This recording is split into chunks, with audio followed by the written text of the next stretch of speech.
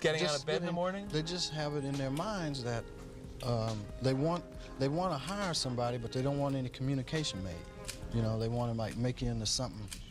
I don't know. It's like, I guess it goes into white homes. They're worried about that a lot. What did it? Yeah, you know, it's funny. Gwen Barrett, our associate producer, or sometime producer, is black. You know, and Carmen Matias, Hispanic. You have to be colored to be on television. You can't, yeah, colored. Yes, you can't be black. You have to have a little colored in there, just a taste. Tad. Yeah, just to keep it interesting for America. Yeah. Well, she said, we were talking about your humor, that your humor offends white people, and I'm not that easily offended. Like, I'm not coming from a spot where Richard Pryor is going to offend me. I think you have humor that makes us see a lot of the truth and laugh at things we wouldn't normally laugh at. I think that's part of what you're doing.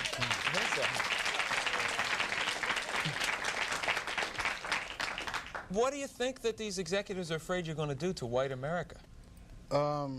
Probably stop some racism. Stop racism?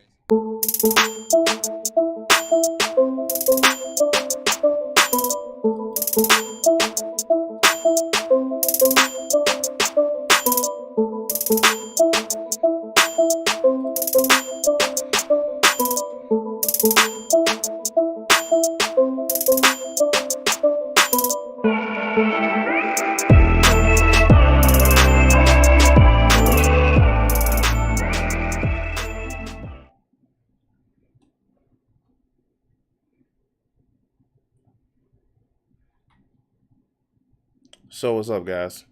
How's everybody doing? No, it's cool, Joe. It's cool. I get it, man. Like, I fucking get it.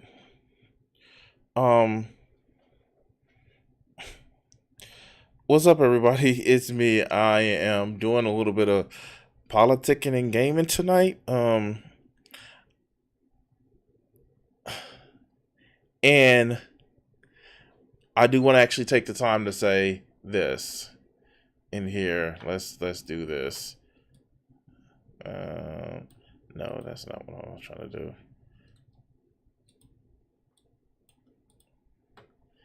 All right. Why isn't this showing up like it needs to? Of course. Okay. Oh no. I'm not.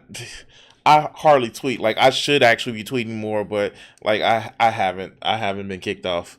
But speaking of tweet, okay, that's a bad segue. I want to actually thank today and tomorrow's sponsor for my video, and that sponsor is HelloFresh.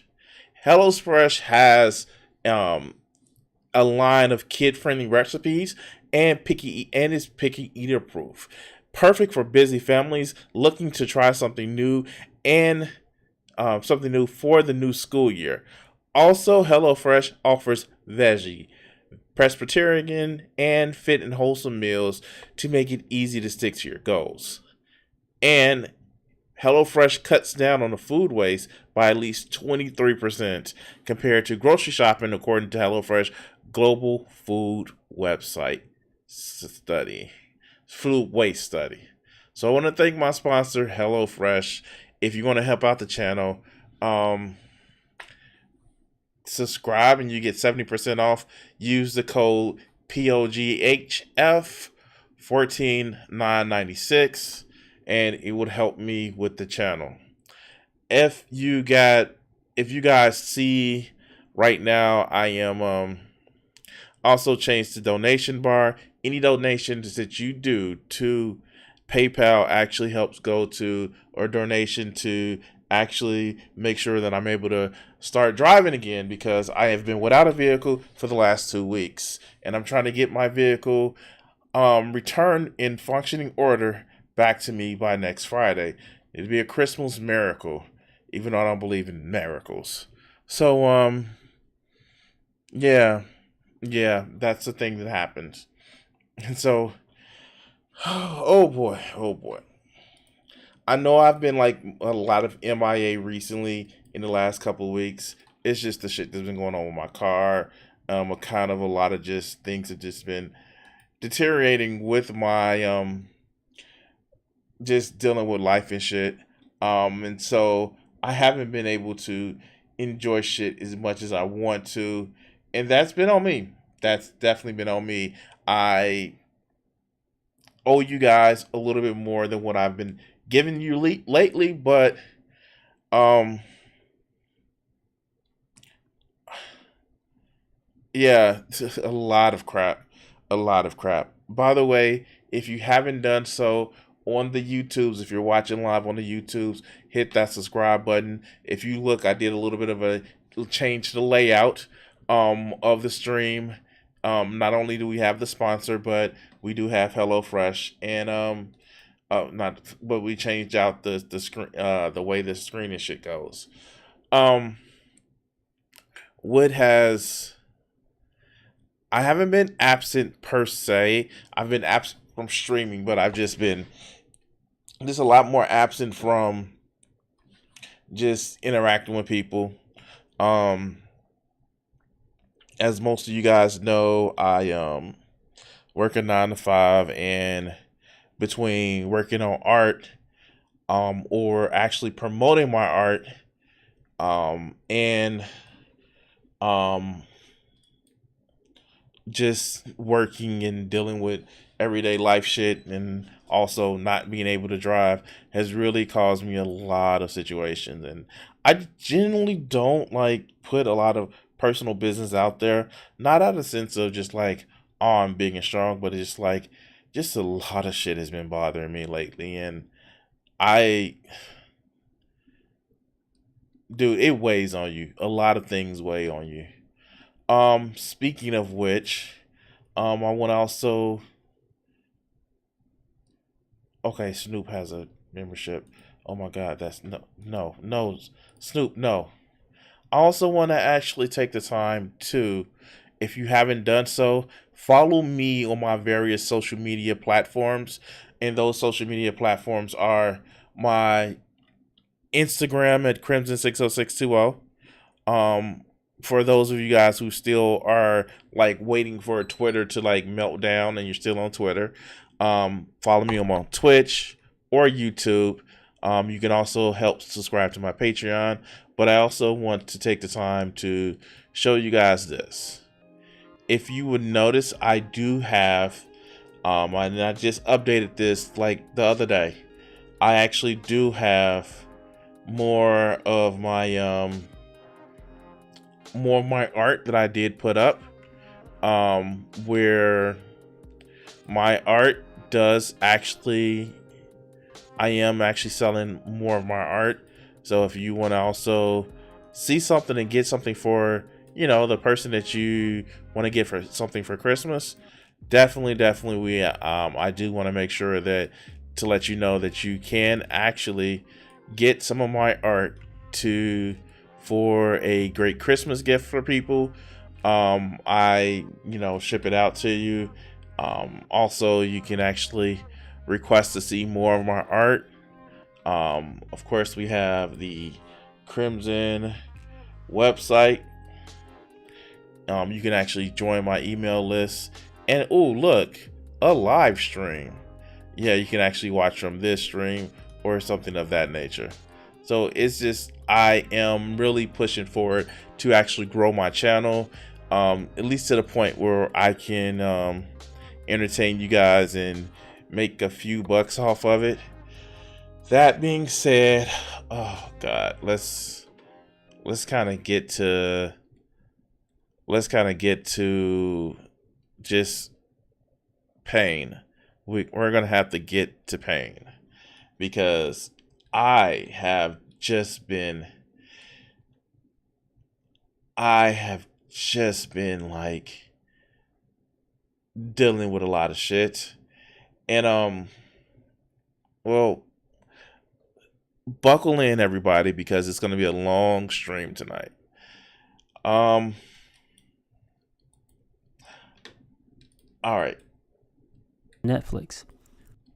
So,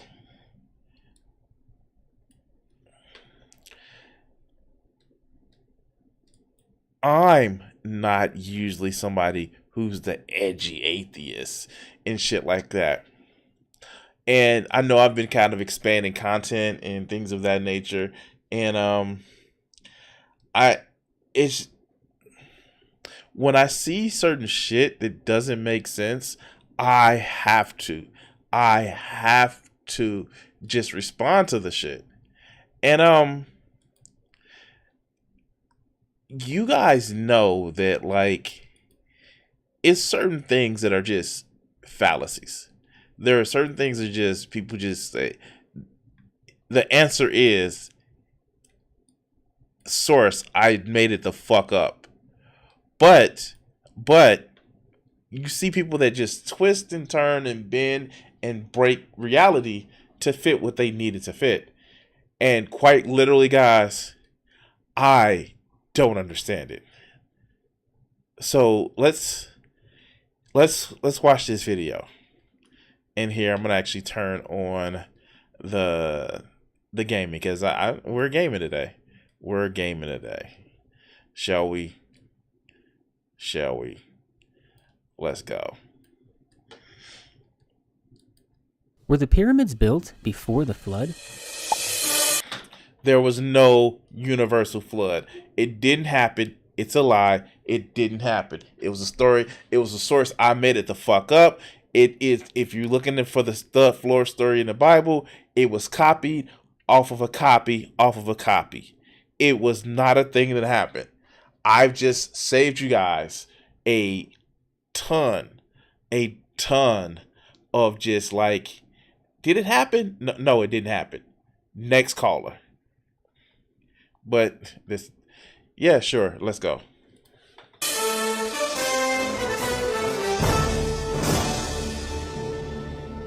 According to creation scientists, the Great Flood in Noah's day occurred about 2350 BC. And in the You know what? I'm not trying to stop this so much, but creation scientists, those are, that is just like, that's like logical Republican. Those two words don't go together. Those two words don't go together. But, you know, I guess, let's go. The Tower of Babel event would have occurred sometime after that, and the Great Pyramids of Giza would have been built. I was actually watching a video that was talking about the Tower of Babel recently, and I'm going to have to get to that video. I saw it all the way through, so it's not going to be a blind react. But yeah, no, yeah, we're going to get to that too. So let's go. Built sometime after that. But according to Egyptologists, the Great Pyramids of Giza were built about 2550 BC, about 200 years before the flood. But wait a minute now, how could the Egyptians have built the pyramids a whole 200 years before the flood when the nation of Egypt didn't even exist until after the Tower of Babel? Because the nation of Egypt existed before what you think the Tower of Babel was, because the Tower of Babel was a story that was just like, I made it the fuck up. Like, it's just made up. It's a story. It's a myth. It's not true. Like, you're just starting a fallacy off with just like, well, I don't believe that this is not true, so I'm going to start from here because reasons. Yeah, you're making it up. It's not real. And I hate to sound like it says just like, oh, it didn't. Like, we actually have science. We have radiocarbon dating. We have, you know, the history of not having a flood in Egypt during the time that the flood was supposed to happen. We have people in all parts of the world, history of cultures that did not experience this global, all-encompassing flood. It didn't happen. That doesn't make any sense. The Great Pyramids do not have any signs of water damage.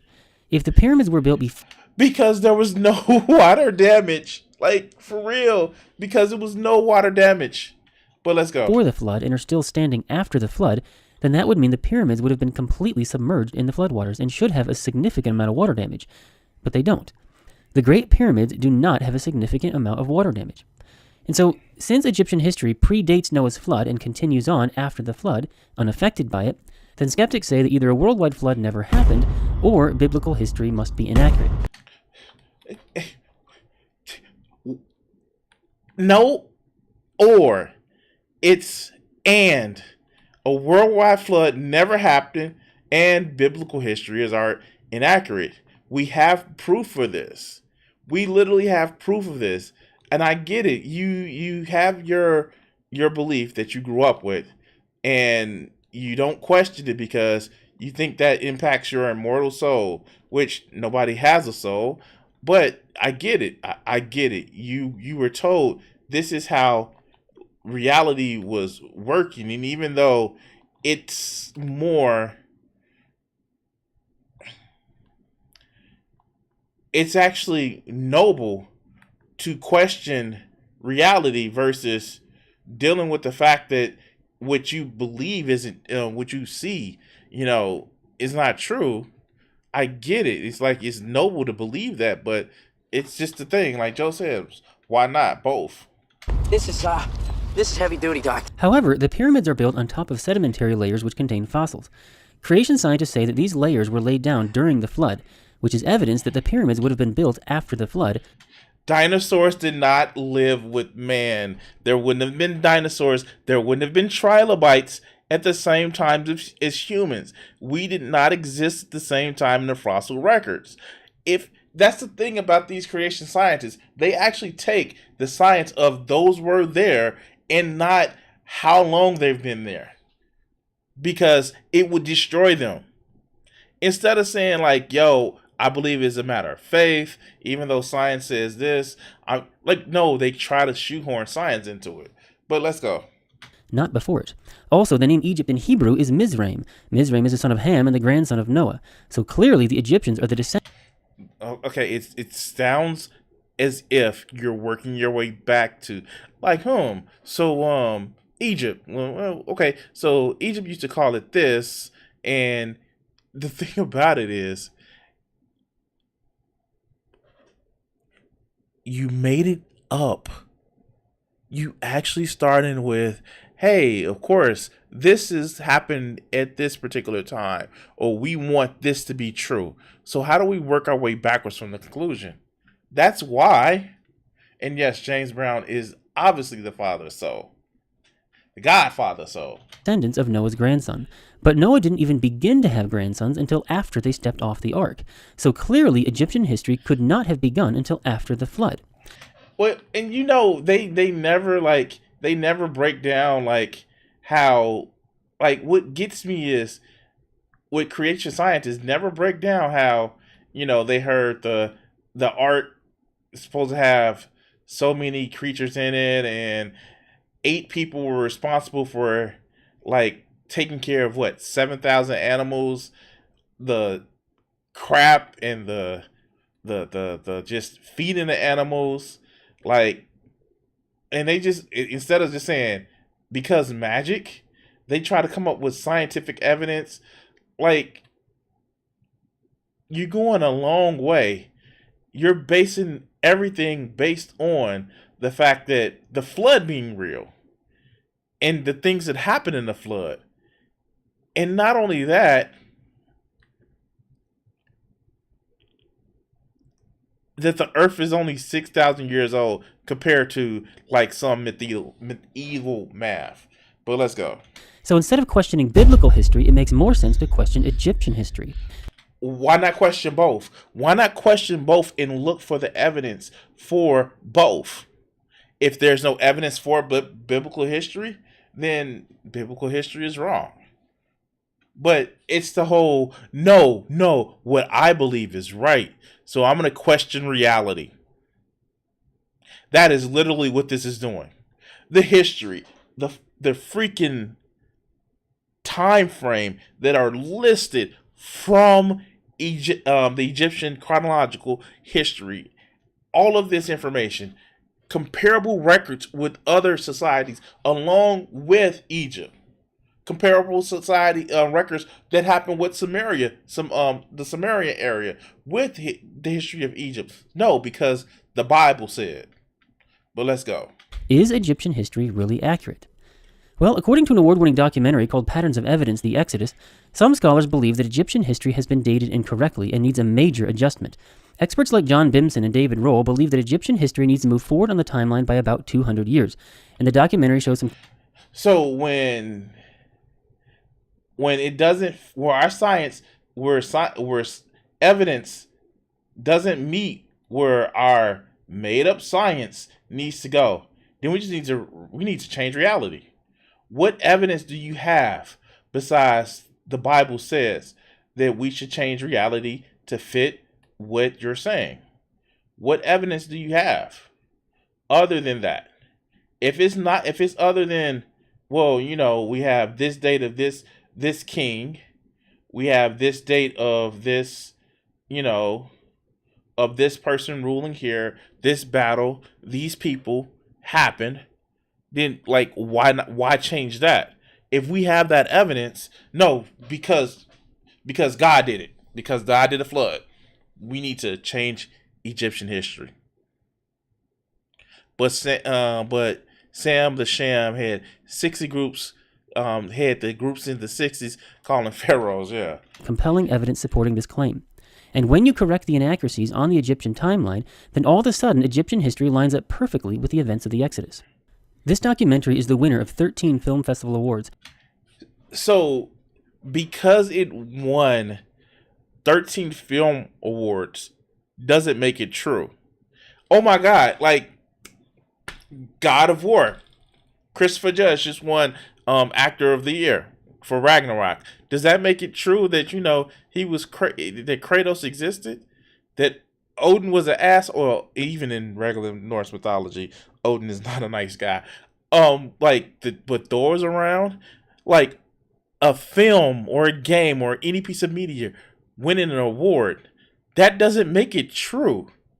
There are horror films that are blatantly false that win awards. That doesn't make them true. But let's continue. And was the #1 best-selling documentary on Walmart and Amazon for 2 weeks in a row. It's also available on iTunes and on Netflix. Walmart and Amazon, I fucking died. Walmart and Amazon, they are the standards of actual true researched material. Because at Popular fantasies don't exist. But sure, let's go. Now, if these experts are correct, that Egyptian history needs to move forward on the timeline by 200 years, then this would mean that the pyramids would not have been built about 2550 BC. But see, that's the thing. You just caught this. You just caught what happened. If these experts are correct, what are they experts in? What are the fields that they study? What proof do they have other than God did it? I'm sorry. What proof do they have? But let's go. But rather, they would have been built about 200 years after that, about 2350 BC, making the pyramids contemporary with the flood in Noah's day. So, how many people were supposed to be around during the time of Egypt to build pyramids? Like, these are engineering feats based on the tools that we have now that will take hundreds, maybe thousands of people. You're telling me that after Noah's grandson got off the ark, after a worldwide catastrophe where everything was wiped out, including animals, and we're not going to talk about how 2 animals are not going to repopulate a species. We're not going to talk about that because science, right? But also, it's going to be enough people inbred, to actually build, to probably get tens of thousands of people, tens of thousands of artisans, not just people, tens of thousands of artisans to build pyramids, because the pyramids actually weren't built by slaves. They were, yes, some of them were indentured workers, but they were actually artisans trained in building. They took all that expertise from the Tower of Babel and just moved it over in 2 days. Because not only did the artisans do it, these are artisans that spent their time doing art. There were enough people to farm and support leadership and support just the economy and stuff like that. Because reasons. That's just how it happens, right? But let's continue. So that solves the problem, right? Well, no, it doesn't, because that doesn't leave any time for the Tower of Babel event to have taken place. Also, the Great Pyramids of Giza are not the oldest pyramids. The Step Pyramid at Saqqara is the very first Egyptian pyramid ever built. So now you have to realize, exactly. That's the thing. Not only were there the Great Pyramids, there was a Step Pyramid, it was the Bent Pyramid, It was a whole thing. They didn't just pop out. It was like, yeah, we need to have the Great Pyramid Plateau at Giza. No, like there were other things that happened in that time frame. And not only that, let's just be honest with you. He even said it. Well, the Tower of Babel had to take place too. So man, these people just running around like speed racing throughout the Middle East to just be like, yeah, we need to build a building here, build it here, build it here. Yeah, okay. And wait a minute. That tower was gonna get up high. Shouldn't like Yahweh would have came down and smashed it because the tower was getting up high and shit? I'm just saying. Let's go. And it predates the Great Pyramids of Giza by about 100 years, which would place the Step Pyramid at about 2450 BC. So not only do you have to move the Great Pyramids construction by 200 years, now you got another 100 years for the Step Pyramid. Okay, I see how it goes. Which still predates the flood by about 100 years. So you see, even when you correct the inaccuracies on the Egyptian timeline so that it lines up with the events of the Exodus, that still doesn't solve the problem. The pyramids still predate the flood, which means that the only option left over is you have to question the biblical timeline. Great Scott. I know, this is heavy. Exactly. Now, that's not to say that you should question biblical authority. Oh, wait. You shouldn't question biblical authority because, the Bible is the true and accurate word of God because reasons, that's what happens. The Bible is a true and accurate word of God. Because reasons and yeah, that's something that happens. That's something that really, really happens. But yeah, no. Let's go. Let's go. Come back here. But rather, is the timeline presented by creation scientists really even biblical at all? No, it's according not. To the Greek Septuagint, because there's no creation scientists. These are people that literally say, hey, I need a source. I need a source. My source is that I made it the fuck up.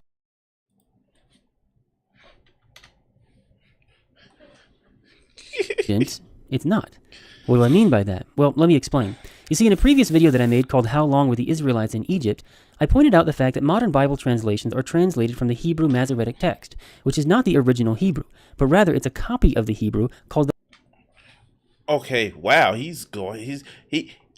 Can I please see your source? Can I please see your source? No, can I please see your source? I need to see it. Okay, all right, let's go. Don't forget Racer X, Chim is right. The Leningrad Codex, which was copied in the 11th century AD. But the Greek Septuagint was translated more than 1,000 years before that in 250 BC and would not have been translated from the Hebrew Masoretic, but rather it would have been translated from a different copy of the Hebrew, an older copy which is no longer around today. The Samaritan Pentateuch also predates the Masoretic text and would also have referenced an older copy of the Hebrew. The same is true of the writings of Flavius Josephus and of Paul the Apostle. And according to So when you not only are they have to bend history and reality to fit their narrative of, well, maybe Egyptian history and Egyptologists who base their careers on this, not only are they wrong because, reasons, but now I have to also bend and break my own theology to fit this, even though the answer is staring you right in the fucking face. Your whole idea about it is wrong. There was no great flood. The Tower of Babel didn't happen. Egyptologists, people who put their whole life and career on the line to come up with different hypotheses and theories and put years, not just hours, but years of work into their different fields. They're not lying. It's, well, I need to break and bend my theory to fit what I needed to do. go right to the source and ask the horse. He'll give you his answer in due recourse. These four Of witnesses, course. the original Hebrew text said that the Israelites were in Egypt and Canaan for 430 years. And that's the way that Exodus 12:40 was written in the original Hebrew. But more than 1,000 years later, when the Hebrew Masoretic text was copied, that phrase, and Canaan, was dropped out of the text. And since all of our Bibles are translated from this corrupted copy of the Hebrew, then all... So if you, my friend, I think this is Nathan H83. If you have a brand new theory, if you have a brand new piece of information that will turn the scholarship of not just Egyptology, but the Bible in general upside down by absolutely proving beyond a shadow of a doubt that the Egyptologists are wrong and we have proof of the time frame of the flood, where is your peer review? Where is your review of this that you've brought to any seminary? Where is that at? Please tell me where you have shown that, hey, you actually have proof other than just I'm spouting stuff on the internet. All of our Bibles say that the Israelites were in Egypt for 430 years, which is incorrect and mathematically impossible. The truth is, it's impossible based on the idea that Egypt didn't experience the flood, which it didn't. Like, I don't think you really realize that. It's like Elon Musk thinking that he's an actual good CEO. Like, dog, if everything you touch goes to crap, you ain't a good CEO. And if your theory has no evidence, my guy, your theory is not good. they were in Egypt for only half that time for 215 years. If you don't know what I'm talking about, then I suggest you watch this video. So you don't have a source. You just have because I made it up. You don't have a source. You just have because I made it up, man. That's not a source. When you actually have to prove your video by showing another video, why don't you just say that, hey, this is my evidence that I have, and the evidence I have is this. So you would actually show that, yo, I'm right about this. But no, you're not going to do that because your source is, I made it up, and here's another video about it. That's what your source is. But let's go. Oh, shit. I am so close.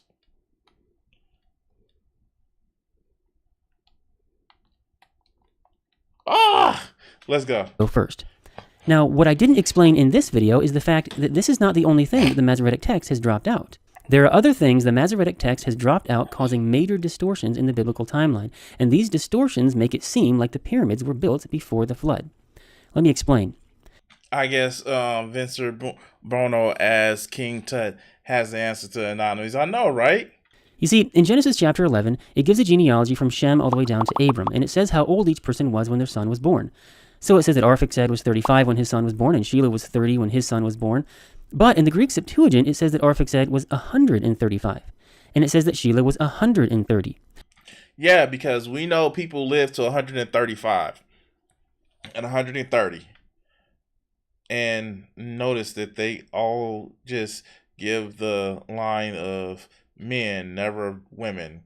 I mean, of course, if, you know, a lot of these guys are just having sex with their sisters or cousins or aunts because inbreeding, then, you know, that's the thing, right? But let's go.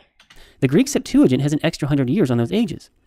In the 6 generations from Arphaxad down to Serug, the Hebrew Masoretic text says that they were in their 30s when their son was born. But the Greek Septuagint says that they were in their 130s. So, is he going to actually mention the fact that in a lot of ways that you get the fact that they did a base 60 in a lot of cases for the, you know, counting of days, and sometimes these were wildly inaccurate? I'm just saying, like, we literally know that their counting system wasn't base 10. It was actually base 60 and 12. But you know, reasons, right? Let's go.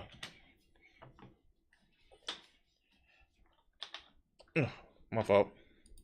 The Greek Septuagint has an extra 100 years on each one of those ages. But it's not just the Greek Septuagint. The Samaritan Pentateuch includes those extra 100 years, and so does Flavius Josephus. Now remember, the Bible says by the mouth... See, this is what I'm talking about. So, I mean, like, I hate to do it like this, but there are people in QAnon that say certain stupid stuff. I'm getting ahead of the point. Let them go. Of 2 or 3 witnesses, every word shall be established. Well, we've got 3 witnesses here that are all in 100% agreement. Like I was saying, there are people in QAnon that believe, like, Trump was going to rise to ascend to the office of president 3 months ago. That they said it. Like, do you really want to go by that? Oh, how about this? Besides, since we're doing ad populum fallacies and you only need 2 or 3. Joe's in the chat. Hey, Joe, can you tell me, did Jesus exist? Do you think that Jesus exists, dog? Because I can actually say I don't think Jesus exists. That'd be 2 people. If he says no, he says no, I say no. That's 2 people. Do you really want to go by that? I'm not talking about Jesus. Exactly.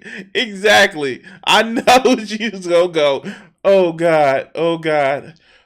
Oh shit. But let's go.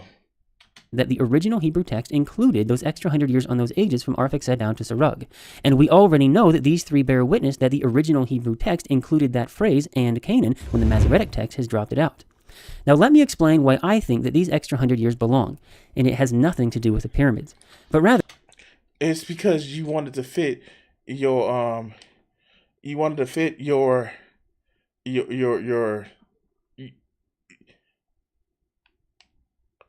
wanted to fit your theory. You wanted to make it seem like what you're saying is true and factual. That's why. Oh God. And he's really ripped. Mother, hush your mouth. I'm talking about Jesus. It has to do with the Bible itself. You see, if you take these ages that are in the Hebrew Masoretic text and you plot these on a chart, then you'll notice something really strange. You'll notice that Shem would have outlived almost all of his sons and grandsons. Yes, because he lived to like 600. Exactly. He lived to 600 because reasons. Yes, because humans live to 600 and they complain about no other. Like, are you real? Like, here's my biggest thing, right? And I know this is taking forever. Why? Why is it that these people clearly have no issue with their heroes in the Bible because they're heroes, demigods, living to 600 years. But when they say there was Zeus or Ra or, Ishtar, that no, they couldn't exist. What, like literally, you're doing magical thinking. You're literally doing magical thinking. But no, my magical thinking outweighs your magical thinking. But let's go. Down to the 8th generation. Now, I've heard it said before that the loss of a child is considered to be the worst possible grief. You're gonna be all right. Wait, what? Wait, what? Like, okay, I just don't know, man. Why would you? And by the way, that's actually the picture in the thumbnail. This is actually the picture in the thumbnail that he decided to go with, or whoever re-uploaded this decided to go with, because reasons. I know I make some crazy thumbnails, but that's an interesting thumbnail. I just don't know. I just don't know. Why is everybody beating on me? Oh. Whew. Oh. That's something that happens. I've never played this part. But let's go.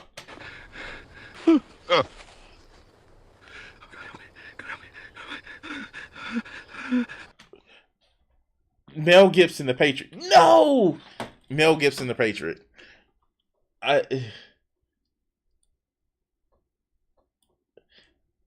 When Christians realize that their fairy tales are just made up like everybody else's.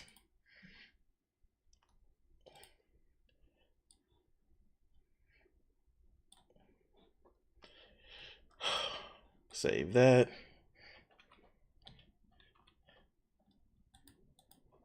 All right, let's go.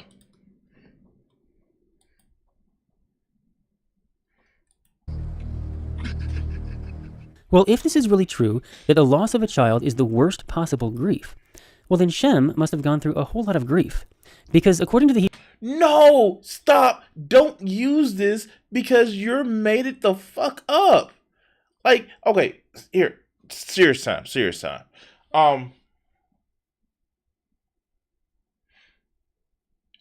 Why did he have to bring this point up?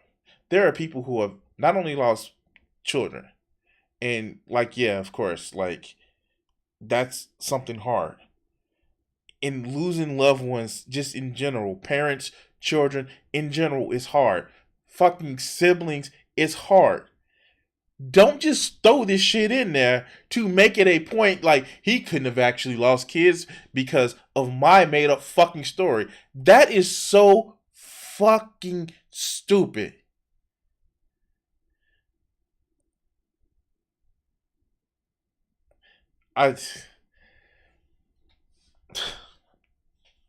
Sugar tits, yeah, I know. Anyway. Hebrew Masoretic text, Shem would have witnessed the death of his son, he would have witnessed the death of his grandson, he would have witnessed the death of his great-great-grandson, his great-great-great-grandson, his great-great-great-great-grandson, his great-great-great-great-grandson, and his great-great-great-great-great-great-grandson. This is stupid. This is really, really stupid. You're making this point just to make a point of like, oh, look, he all of these people would have died because reasons, and like, that's not how this works, kid. You can tell this is a kid. You can just tell by the who's making this point is a kid who's never had a child in his life. But let's go. Now, why would God put Shem through so much grief? And what's causing this anyway? Wait. Did he just ask why would Yahweh, who genocided the planet, put somebody through? Like, what about the people that he knew that before the flood, that died before the flood? Like, I'm sorry, to somebody that just watched a genocide happen throughout the world, that would have just been like Tuesday to them. Like, am I making it up? Am I just like, wait, like, oh, my kid died. Well, like, not only did my kid die, but some friends that I had before the flood died. A lot of other people died. Like, but my kid died. Oh, like, no, you can tell this person has never actually lost loved ones. If you just think like, oh, sure, just my kid, like, dude, you have not. What type of charm life have you led that, you know, when people die, you just like, oh well, yeah, let's use that as a way of just saying like, oh, that's just a bad thing. It's just a bad thing. Even though I saw a genocide, you know, just my kid died. That's it. He's going to include a clip where, oh no, did this kid ever hear the Jim Carroll band saying, "These ain't these are the people who died"? I mean, I understand that Shem lived before the flood, but why would that make him like a Superman after the flood, outliving almost all of his sons and grandsons down to the 8th generation? Because he didn't exist. I try not to be cruel with this, but this is just like leading me to that whole thing, like, he didn't exist. But let's go. That doesn't really make a lot of sense. But according to these 3 witnesses, the original Hebrew text included an extra 100 years on those ages from Arphaxad down to Serug. And when you put those extra 100 years back onto those ages, and you plot the rest of this chart according to the ages that are in the Greek Septuagint, then all of a sudden everything makes perfect sense. Shem died before his son, Arphaxad died. But it doesn't look by much. It doesn't look by much. Oh my God. Why? I don't get it. Like, for a religion that says all about life and afterlife, it showed us specialize in wanting to plot out deaths and stuff. Wow. Okay. All right, let's go. Before his son. Sheila died before his son. Each generation died in succession, one after the other, which is normal for a genealogy. But it's not though. It is not though. Like we're talking about people before the advent of science and medicine, where the reason why they had to have so many kids is because so many of them died.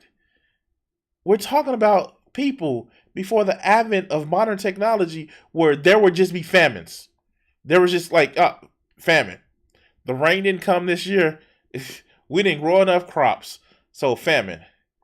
Like, these are things that actually happen to not just one or two people, but to thousands of people, tens of thousands of people. Notice I didn't say millions because it wasn't that many people around in a given time in one large area, though. Like, I say that. But, like, I don't get this. Like, they think it's like they whole thing is that human beings have gradually, and you'll get like places like Answer in Genesis say this, where human beings just double in populations at any given moment, at any given time. And that's not a thing that happened. That's not a reality that the human population doubles or triples in a set period of time. It's not, because, we have things called diseases. And this is before we actually had, vaccines, medicines, proper prenatal care, proper postnatal care. People died a lot before the advent of modern medicine. But let's go. Any normal child with average intelligence who reads the genealogy in Genesis 11 is going to get the impression that the fathers were dying before the sons. That's the way of life. I have a few people that can say, no, that's not the way of life all the time. You don't... Okay, let's go. That's the impression that the scriptures give. And according to these three witnesses... I mean, like, goddamn, you got to understand something. You have to live the charmed life to believe that everything happens in some sort of order, in some sort of way, that, that there aren't parents that lose their children. You have to live a life of extreme privilege. And I understand I'm using the word privilege for a lot of these people to think that, oh no, it just happens normally. And that's how normal things happen. Sure, let's go. That's exactly the way that it happened. Hello? Hello? Anybody home? Hey, think, McFly, think. And so according to these three witnesses and a little common sense, the original Hebrew text... Of course they say common sense. Common sense isn't common, you dumb fuck. All right, let's go. Included an extra 100 years on those ages from Arphaxad down to Sirach. But more than 1,000 years later, when the Hebrew Masoretic text was copied, those extra 100 years were dropped off of those ages. Erased from existence. And since all of our Bibles are translated from this corrupted copy of the Hebrew, then all of our Bibles are missing those extra 100 years. You would think whole omnipotent, omniscient, being would know that there's been a translation error in the way that his words have been handed down to disprove certain parts of it. As a whole omnipotent being would actually say, like, maybe I shouldn't actually put it in a way that people can actually misinterpret it or misrepresent it, or just mistranslate it. I'm just saying, like, maybe an omnipotent being would actually just say, you know what, why don't I just appear to everybody and prove it in the way that they would understand? I don't know. But, it's almost as if people just made it up. But let's go. Which has grossly distorted our understanding of the biblical timeline. Obviously, the time continuum has been disrupted, creating this new temporal event sequence resulting in this alternate reality. English, Doc. Now, creation scientists... Wait. Oh my God. Oh, wow. Creation scientist shows a picture of Kent Hovind. You know, the tax fraud. Kent Hovind, the convicted criminal, the convicted felon. Kent Hovind, the unapologetic convicted felon. You know, Kent Hovind, the, multi-divorce, unapologetic convicted felon. You know, Kent Hovind, that person. Because Kent Hovind is a trusted source of information, even though he lies about everything. But let's go. Just like Kent Hovind, have put together a longevity chart from Adam to Joseph. And in this chart, he has Shem outliving almost all of his sons and grandsons, and he says that Shem would have known Abraham, Isaac, and Jacob.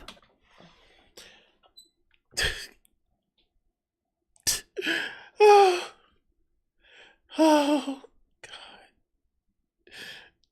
There's a lot of things. There's a lot of things that I can say about Kent Hovind that I haven't said already. What did he have, like greenhouse Earth? How there was an extra layer of water around the Earth that it melted, and that's what the flood came from. The lead singer of the Prison Soap Droppers. Oh God, let's go. You won't notice this reading your Bible either, but when you graph out the dates, it's like, wow, that's pretty cool. Noah's son Shem lived long enough after the flood to know Abraham, Isaac, and Jacob. You know, if you're 130, but you know a 600-year-old that lives around the corner, you just don't feel so old anymore. Yeah, because there were 130-year-olds. Because reasons. Yeah, of course, there were 130 years olds. Yeah, sure. I you guys have to help me out with that one. I don't understand that one. 130-year-olds, guys. 130-year-olds. But let's go. But the truth is, Shem died about 500 years before Abraham was even born. Shem could not have personally known Abraham, Isaac, and Jacob, which explains the lack of dialogue between them. Answers in Genesis made a book about... Or, how about this? The story was made the F up. Like, why can't that be? Look, I understand, a lot of people misunderstand William of Occam's, like, logical, thing. Shan, what about Curly and Joe? Yeah. What about this, right? What about this? The explanation that takes the least amount of assumptions tends to be the more correct one. How about this? The Bible is just made up. I know, right? That takes a least amount of assumptions. Oh, it's just myths and stories. But no, we have to move this timeline here. We have to move this timeline there. Okay. Yeah, sure, let's go. Noah's Ark. And in that book, they have a timeline. And in that timeline, they have Shem dying after the birth of Abraham. Sorry, but that's not correct. Shem did not die after the birth of Abraham. These are people that, like, make up, like, different headcanons. Like, I'm in the anime community in my comics, obviously. But these are, like, the people that make up different headcanons for their favorite, like, Marvel character or their favorite anime character. Nuh-uh! Superman can beat Wonder Woman because he's Superman, and this Superman can beat that Superman, and like, I know. All right, let's go. Shem died about 500 years before the birth of Abraham. Answers in Genesis also gets it wrong.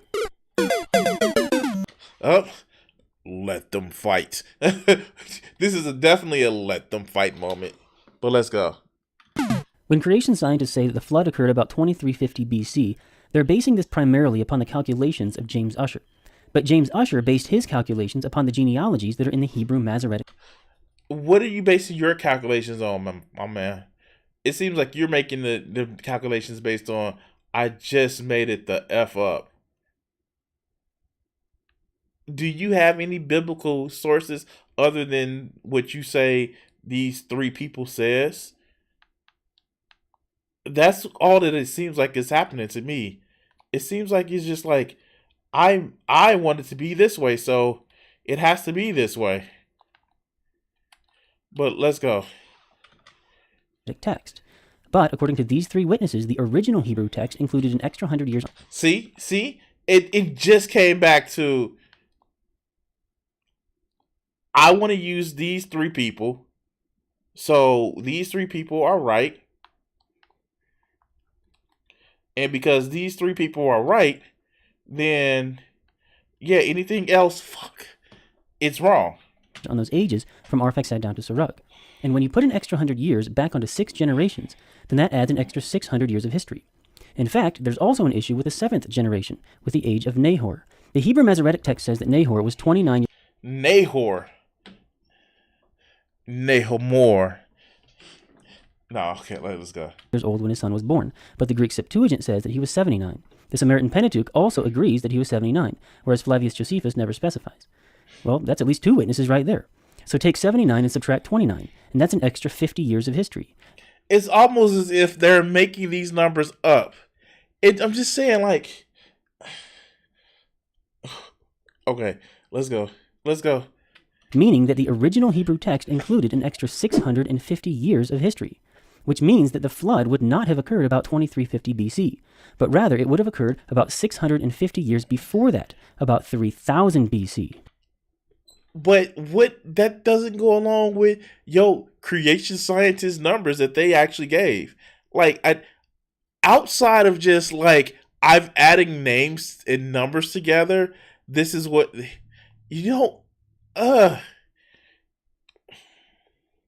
I mean, like, not that they're going to bring out something like radiocarbon dating or things of that nature. Now they're going to bring out archaeology, but they're just going to say, because I want these names and numbers to add up to this is what it is.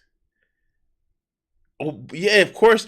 No, you don't get it. By saying this part that they need to move the flood back and move the pyramids up, it fits into Nathan's whole calculation somehow. I don't know. This is just like conjecture that can't stand up to Occam's razor. But let's go. Great Scott!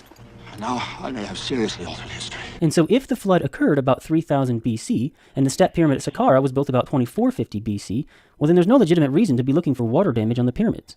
The pyramids were not submerged in the floodwaters.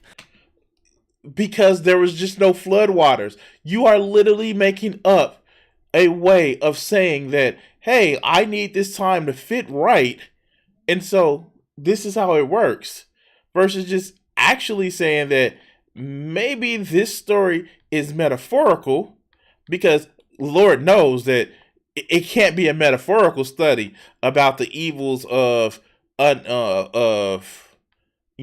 unrestricted, like, gluttony, lust, or hatred, to tell people that, hey, if you do something wrong, a deity may actually not have like it, and they may destroy the world. No. It has to be literal, because Christians have no imagination other than the imagination they need to make sure that their story stays true and real in their whole feelings. And yeah, of course, because reasons. This is all of a because reason story, because I need to actually fit what I need to in order to make my cognitive dissonance go away. I can't do it anymore. I thought I was gonna be able to finish this video, but I made 12 minutes in. It makes no sense. He is literally bending time and space in his whole explanation to fit that I needed to fit this way. And so, yeah, I'm sorry, guys. I'm Done. Yeah. So I'm gonna cut this. Balls, that's all. I'm gonna cut this segment right here, and we're just gonna move on to something different, because it just makes no sense to me. It's done, just done. Like, share, and subscribe, and all that other good stuff. I don't get this whole thing of just needing to, like, bend reality. Like, has he went to, like, different parts of the world? Has he actually tried to look at the different facts and dates that are out there to show that the flood didn't happen. No, he's just going to, well, this happened. Like, is he even going to go to like places like where China, where they didn't experience any type of flood whatsoever? No. And I know it's like, yes, human beings have had flood stories all throughout the different civilizations that have been humans. But you know why? Because most of the time humans actually are around lakes and rivers because they need to be around water sources. It is just now getting to a point where humans don't need to be directly around water sources because we can pump that shit from other places. And that's the only reason why modern cities can be in desert areas. That's the only reason why we have cities like El Paso and Las Vegas and shit like that, because we now can live in places where we can truck or pump water into that we didn't have the ability to before. It is not a thing that literally just like, I don't get it. I just don't get it. I don't get it. Just don't get it. But anyway.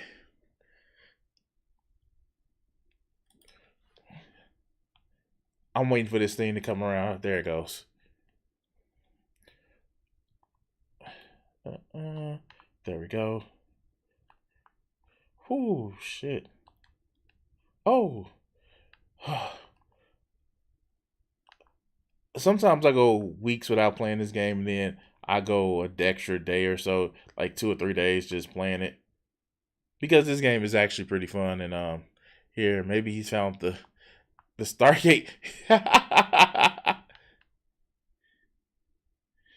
Yeah, he found the Stargate.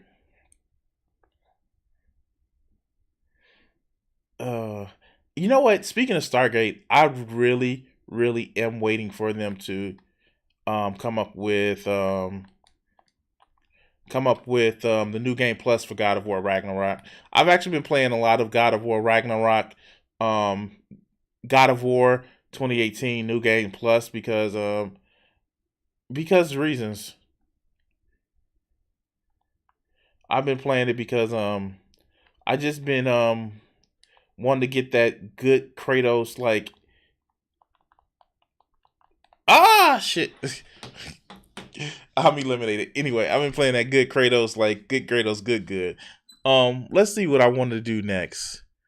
Told you guys I'm in a by the way, if you want to actually help donate to the stream, donating, trying to get my car back and get it up and running, you can actually do the PayPal link, Crimson 60620. Let's see where let's see. By the way, like, share, and subscribe, and all that other good shit. It'll help out the stream. Help me reach my goal of actually getting 1,000 subscribers so I can finally get monetized. That's the thing. I want to actually just grow the channel, grow everything. And if you guys didn't know, here,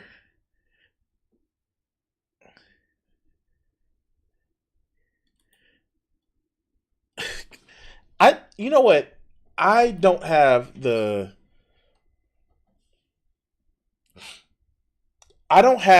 mental discipline to play chess because chess relies on you actually doing strategies.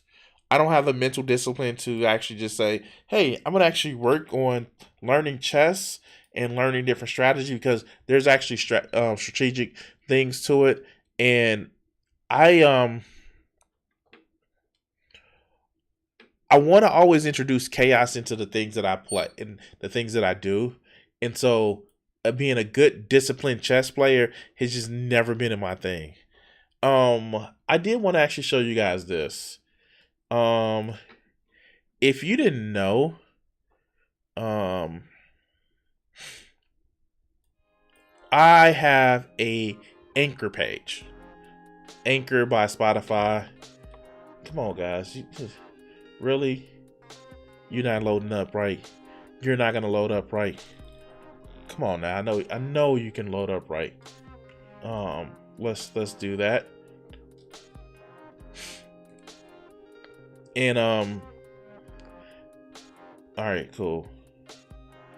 If you ever just want to watch or listen to a video that I've done, I usually just do videos and I put the audio files on my Anchor page, and I don't know why Anchor is like not loading up, but sometimes you actually may catch a few videos before they're loaded up on the channel. But yeah, this is my Anchor page, Crimson 60620, by me. It's a podcast that I do. It's something that just if you most of my videos are listenable. And if it's a case where you can't actually watch a video, you can actually come to this website, and it's anchored by Spotify. And I do put my videos up on Spotify. Sometimes I actually put videos up on Spotify, and you can actually come here and listen to my podcast. For those of you guys who can't always watch or catch a live stream, that's something that I have available for you guys. By the way, since my editor's in the chat, I need you to go through those videos if you can, and of course, call me out if there are videos that titles that I need to change, because you love doing that. By the way, I'm sorry guys, I haven't been uploading like I need to, but I want to upload more, and that's the thing that I need to actually do. But one of the reasons why I bring up the Anchor, here, let's start this. So one of the reasons why I was just telling the chat about Anchor is because Anchor is something that you can actually just catch those podcasts on. It's something that you can make sure that you can actually help support me on. You can actually, just go ahead and listen if you can't watch. Something I was just telling the chat. But one of the breakout hits of my Anchor channel is just pearly things. It seems like people are just clamoring for the videos that I do on this chick.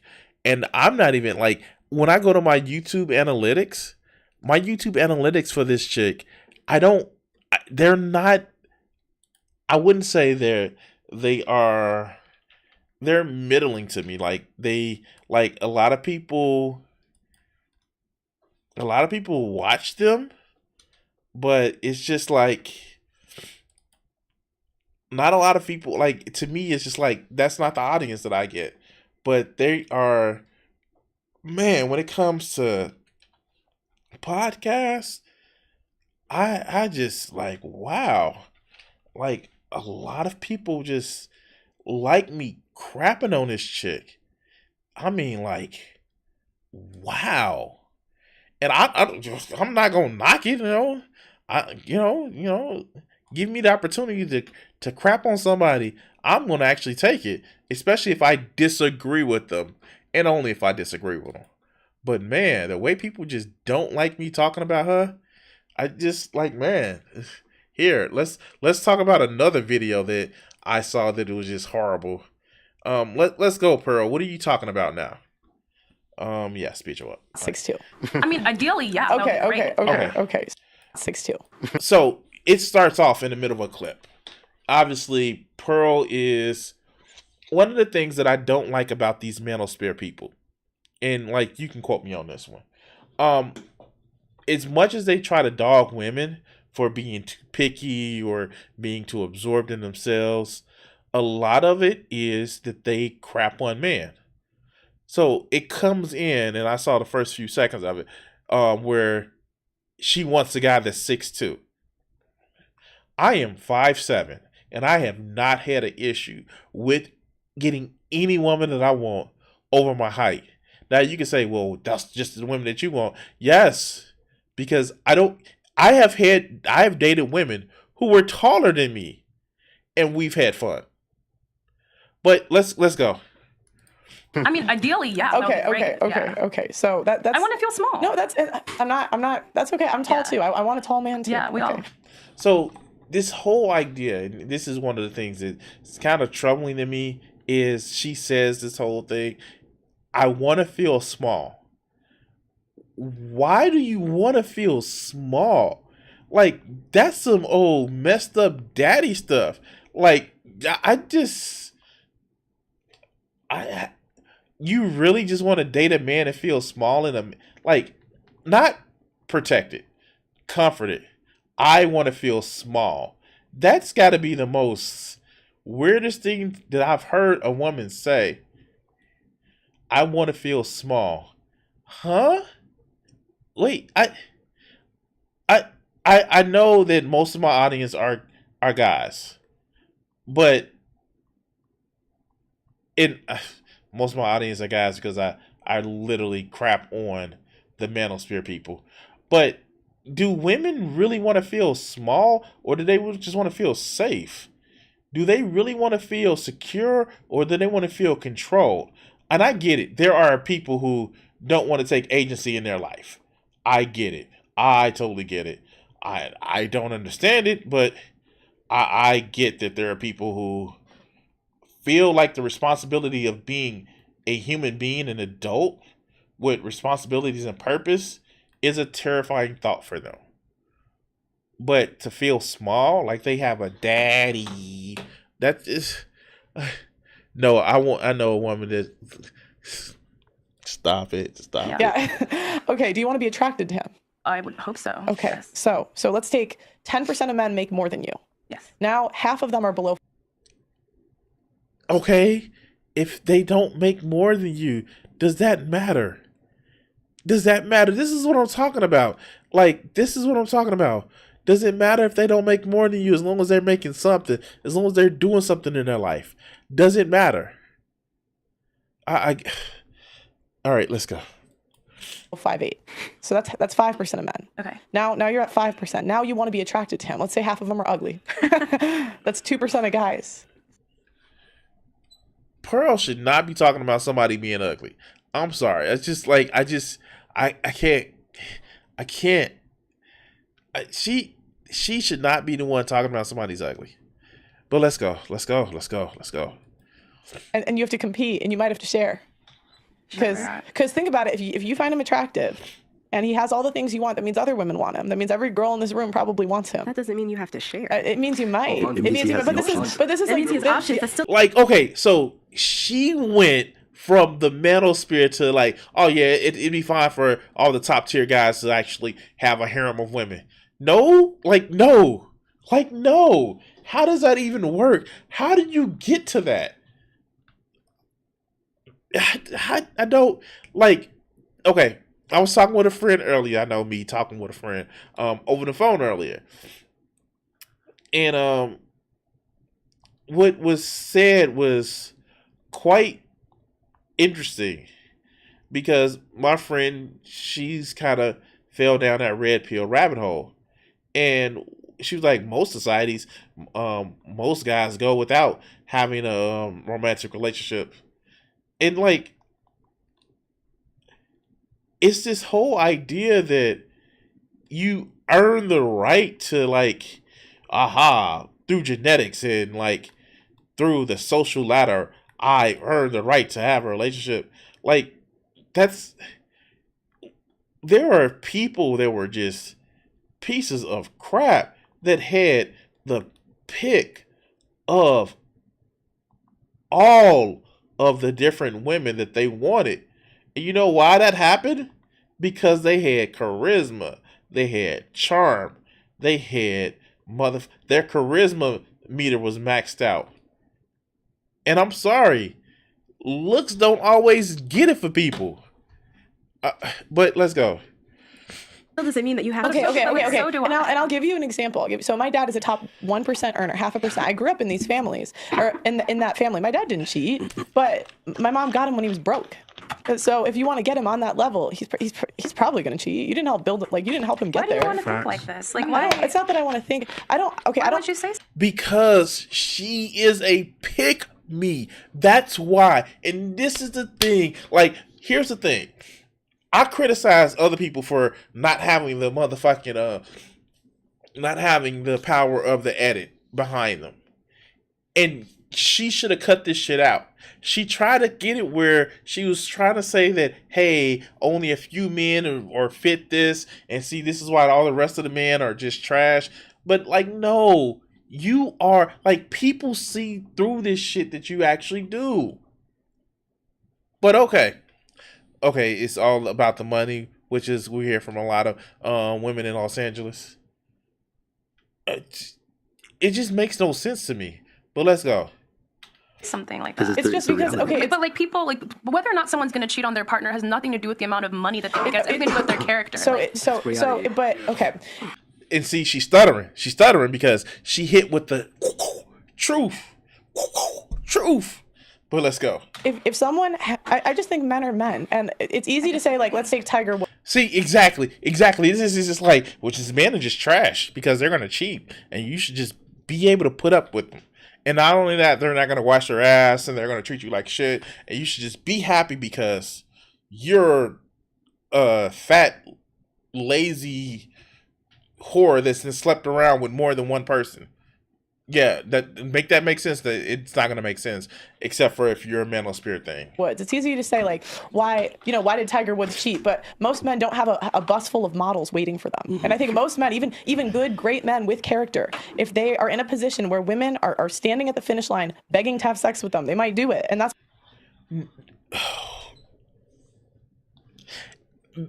Wait, what?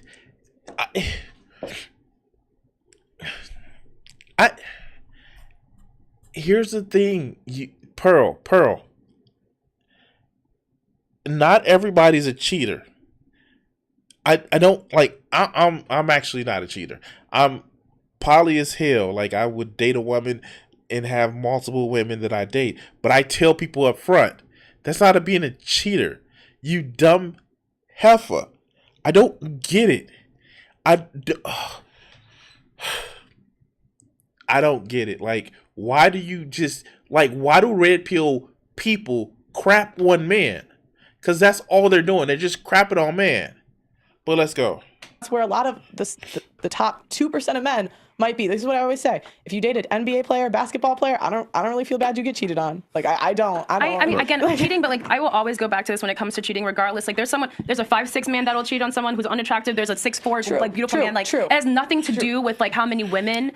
See, exactly. Like, this is the thing. Like, when you're not controlled when it's not controlled with your little friends, it's gonna back you up and say, "Hey, you're right," and what you're saying is right because I want a paycheck. Of course, and these people actually try to get real people off the street to agree to what they're saying.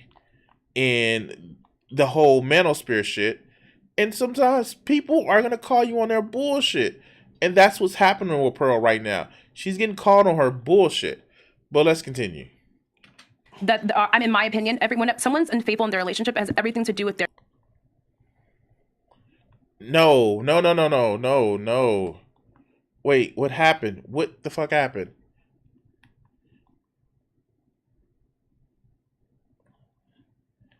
What happened? Stop. Did I just lose? Okay, let me see something. Let me see if I can bring it down a little bit.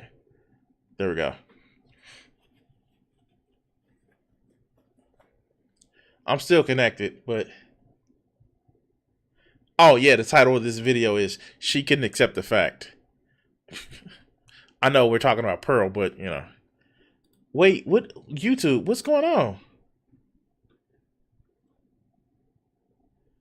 Wait, what's going on, YouTube? Wait, what's going on?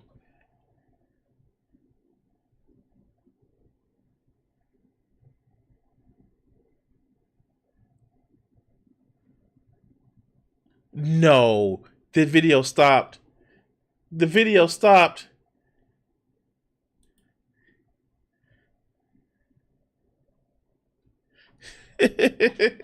Wait, the Mr. Olympia contest is today? Oh, shit.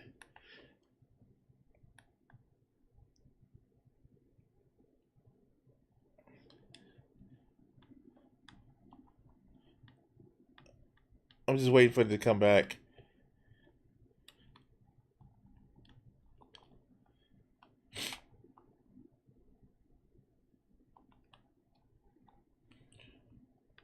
That sucks. The video is gone. And I think it's just my player.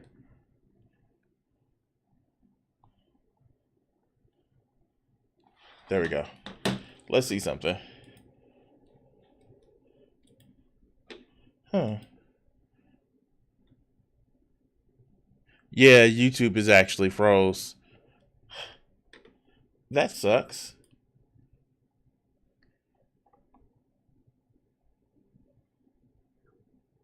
Did YouTube just crash on me?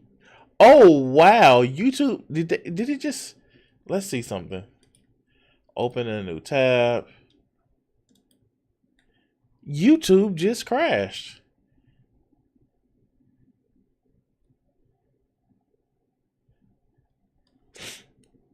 YouTube just crashed on me. Oh, wow. YouTube just crashed on me.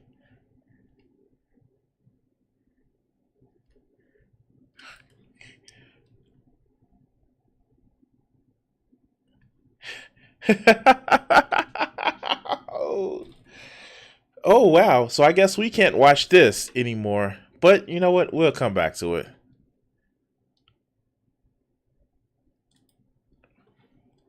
YouTube just crashed on me. Let's see something. Let's see if opening this in a new tab will actually bring up something.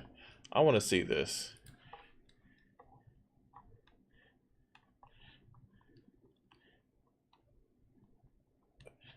So fuck.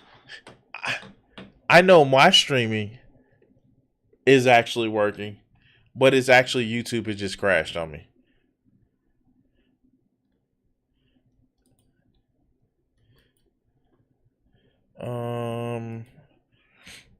Close poll.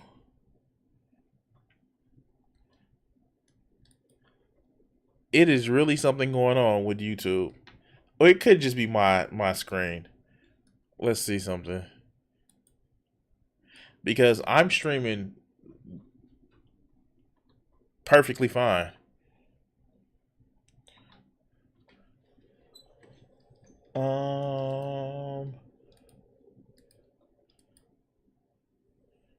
Close that. Huh.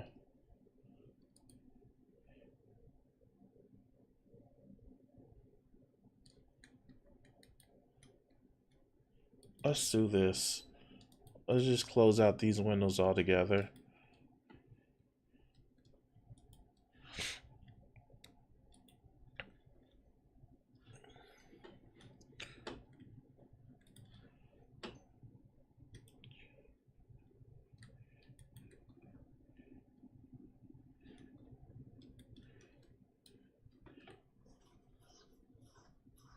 Wow, it is actually YouTube.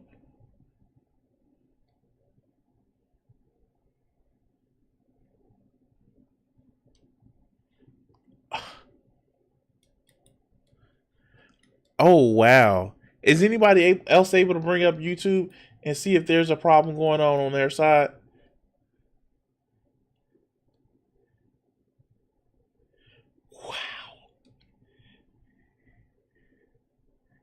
Wow, no, it can't be. It can't be like that.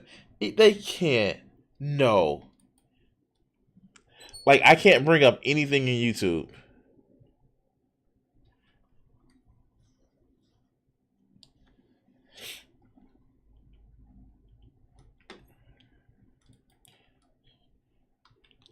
No video is coming up.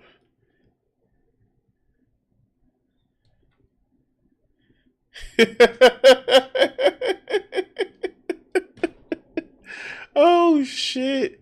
YouTube has actually crashed. How does that even happen? Wow.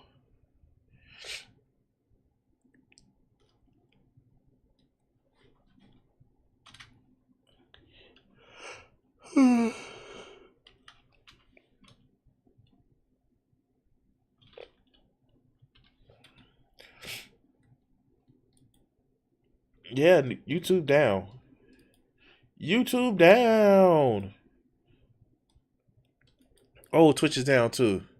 Now it's got to be my computer, and I don't want to actually reset my computer because obviously I'm streaming on it.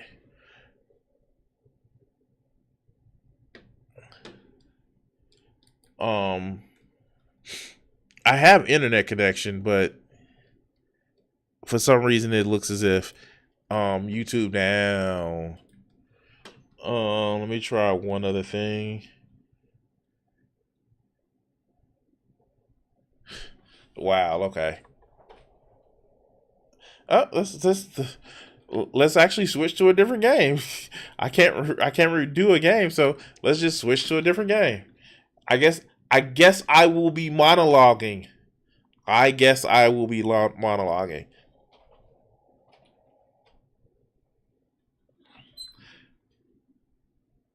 Wow.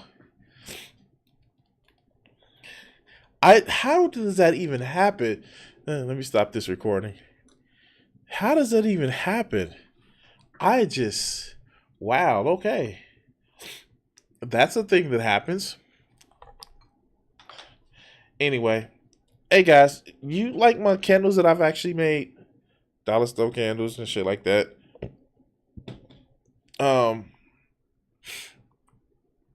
Wow. How does that even happen? Anyway, so one of the things that I've just been thinking about lately is just the new year. I'm currently working in a job where I can actually move. Like I had a job with a sign-on bonus. Well, I have a job that had a sign-on bonus when I first started, and it was relatively large. And now I do have the opportunity to move to a different job.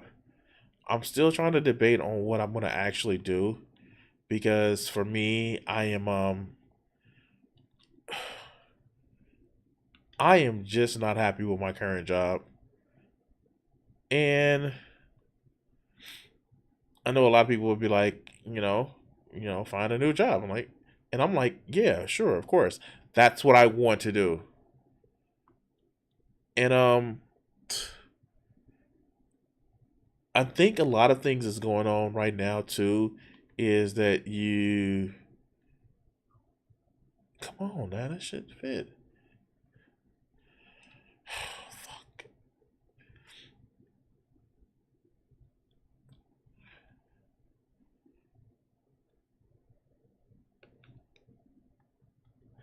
I think a lot of things that's happening right now is that a lot of people aren't realizing that there's just a lot of fucked up things happening in the world, and the job market is one of those things that's fucked up right now. Fuck. I really have to do that.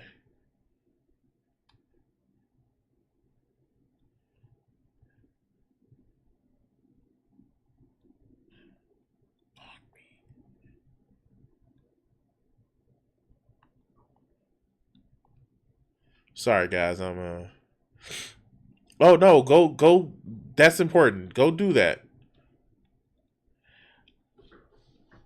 So what I was saying before was that what's getting me now is just the status of what's going on in the world and what a lot of people actually see, and the status of the job market. We are hitting a recession, and that recession is going to be bad. That's going to be really fucking bad. And the fact that a lot of people don't realize how bad that recession is going to be it's a little bit worrying because this recession that we're having, the slow-mo crash that we're having, oh, it's gonna be real bad. And I think that something needs to be done as far as helping just regular everyday people. I think that there should be UBI that actually should be put in as a national, I guess, lottery for millions of people. And of course, they're gonna fucking means test it because you can't let people have too much of a fucking good thing. But I really think that there is some things that we need to make sure as a society we should actually take care of. One of which is our people, especially the people that fucking work and live and drive the economy to what it needs to be. And I'm sorry, I think that a lot of our politicians, they get caught up in this whole thing of, well, we don't want to seem like we're giving away the farm when they give away the fucking farm to everybody but the actual citizens. Now, I know you're probably thinking, like, why am I going off on this tangent? Well, quite frankly, because I see a lot of people that are. I just saw that Jesse Waters thing where he literally shits on people in San Francisco for, needing money. Like the thing that, everybody does, everybody needs. And he tries to equate it back to the whole Reagan welfare queen type shit. And quite frankly, guys, it's one of the most disgusting things that I've seen in a long while when it comes to Fox News and making fun of people that actually have needs. And what's funny is that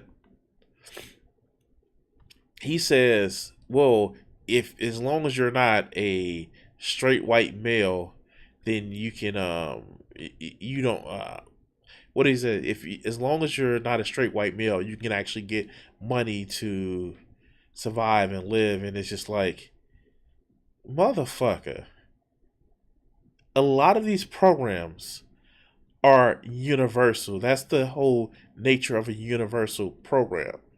And the fact that you sit back and you want to sit and think that it's, well, they're just picking on me because I'm not this press group, it is telling of how much you want to be a victim.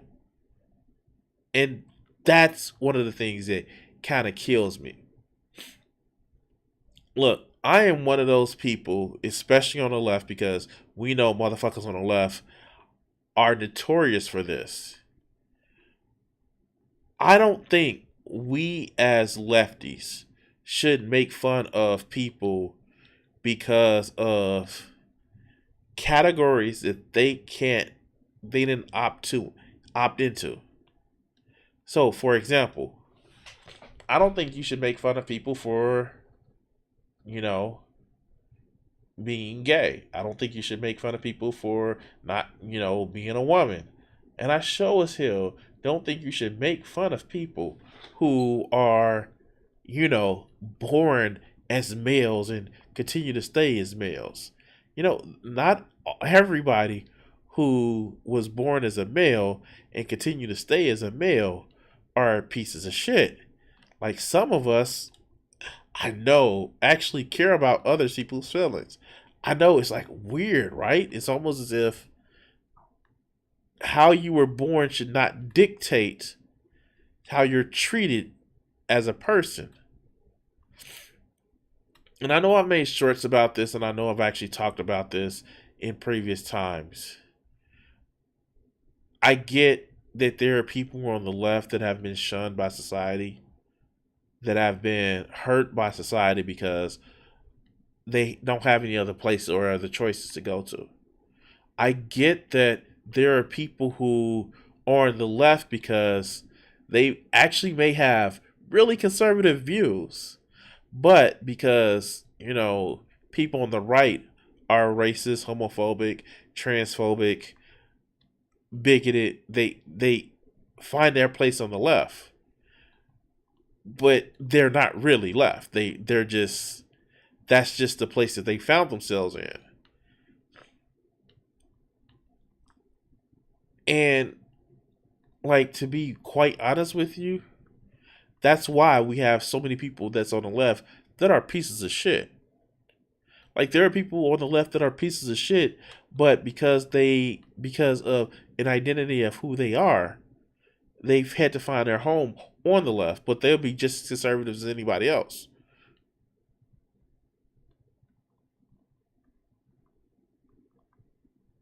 And that goes for people who are not socially ostracized. There are people who are straight, hello, that are on the left because they care about other people, not just because I'm black, or not just because you know, I've been oppressed. No, I actually want freedom for other people. And I don't know, it's just something that's been on my mind lately, because you just see so many people that are just,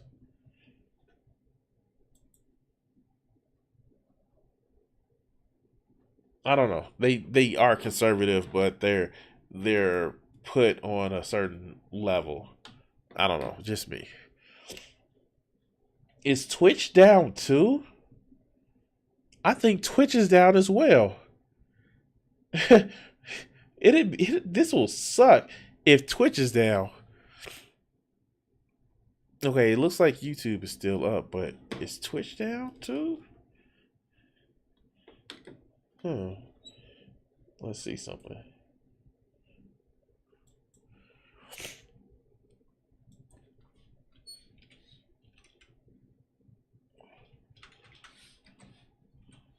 Yes, I have two computers in front of me.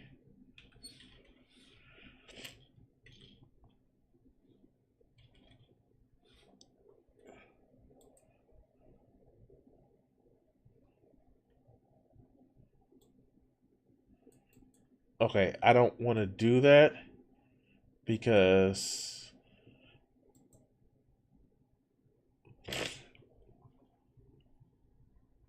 I know I'm still streaming, but it just seems like my router is down.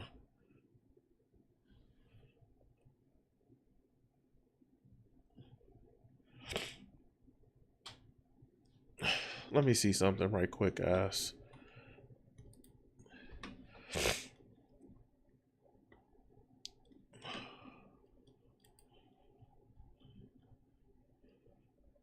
It's like I would have to just like reset my computer every time, or reset my router every time that I want to pull up a fucking game or start streaming.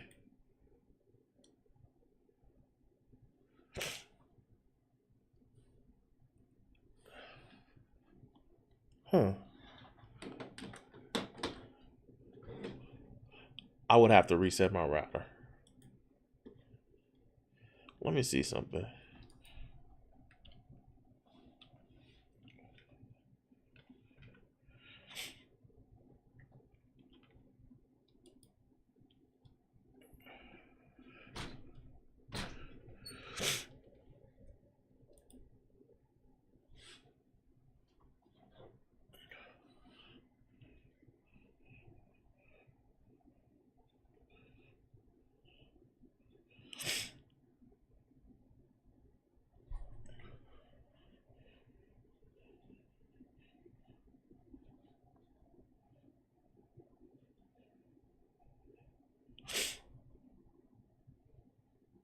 Turn that off.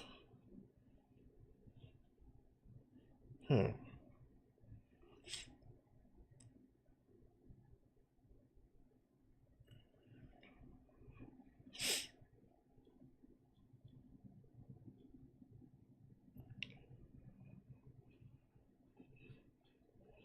Hmm.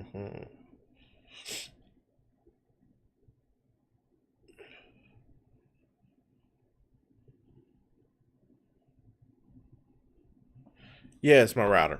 That was fuck. And I would have to reset my whole computer in order for everything to work.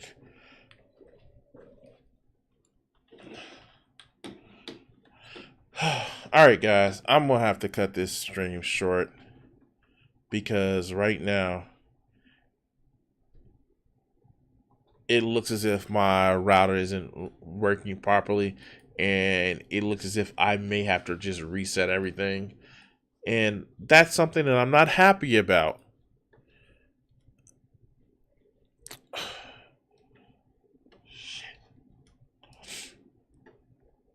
Anyway, it goes, guys. I'm going to be streaming later. But let's see. Let's see something. Close window.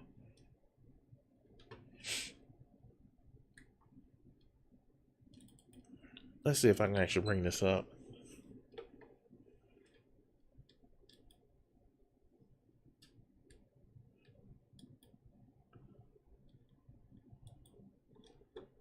Yeah. Because I don't want to reset everything, but I'm going to have to reset something. This sucks. Oh my God, this sucks.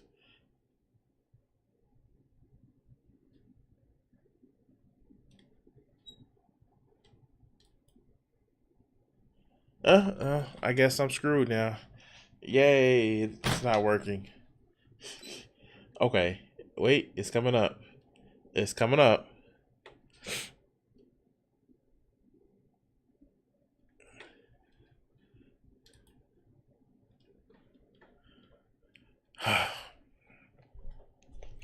Am I even still live? I know I'm still live. I actually see myself. But I can't bring any other website up. Oh, this sucks.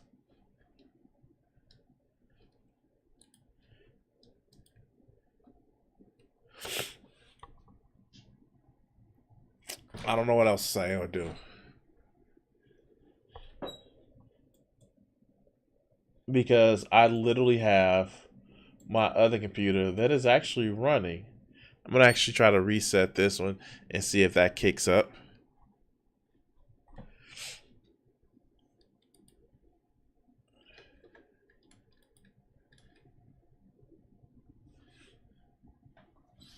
Maybe I just need to lower my bandwidth usage. Lower my bandwidth usage. Yeah, that's what we're going to say.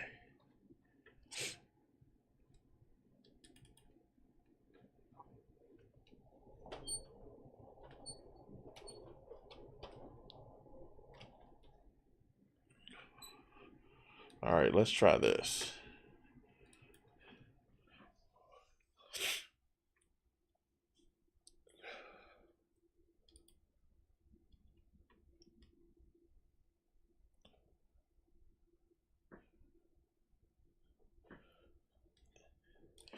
Yeah, I'm gonna have to reset my router. Son of a bitch.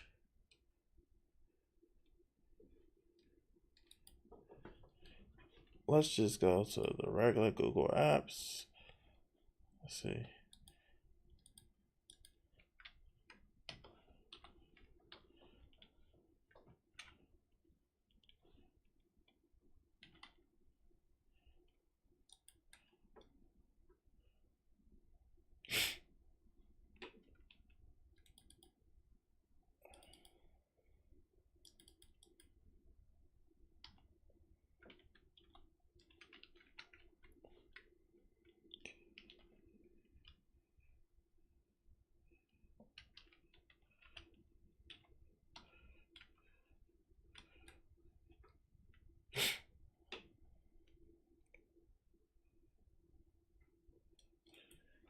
Great. Computer's not working. Son of a bitch.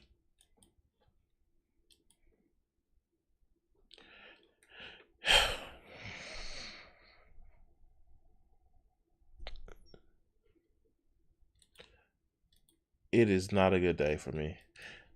I'm probably gonna just stream in the morning. I'm done. I'm done.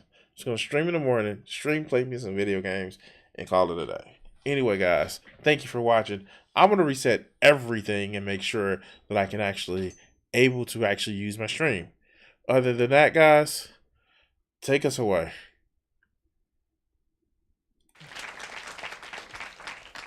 What do you think that these executives are afraid you're going to do to white America?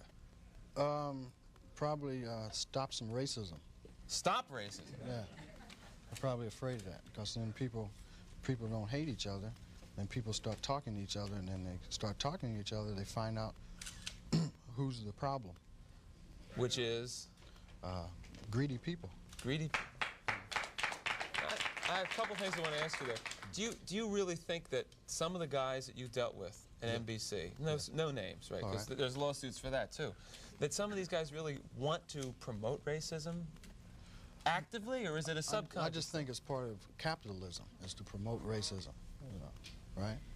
In order to make things work. If you feel better because you're white and you can get a job, you use that. I mean, you know, I would. Absolutely. Say, I'm sorry, Jack, but shit, they say I'm white. I'm going to use this. Right. Absolutely. Get this job. I'm hungry, you know. But, and that separates people. So they keep people separated, and that keeps them from thinking about the real problem. That's as simple as I see it. Probably it's not that simple, but... Now, all right, you and I are about the same age, right? We're in our mid-30s. How long is it going to take before guys who think like you, and I say guys who think like me, people who don't want to have racism in the country, people who don't want to be oppressing any minority, whatever it is, sexual, whatever minority, really get into positions of power and can change things? You can't get in a position of power, it seems, if you think like that. It seems that the only time you get in a position of power is if you're like the people that are in power. To me, I mean, that's the way it goes. I mean, people that get to become executives become like the people that were already executives. I don't know, maybe... They go in with good intentions, but it eats them up. It's like a cesspool, you know. It just gets on you and it starts the system eating. levels them. Pretty soon it's all gone. Is that what a cesspool sounds like? Yes.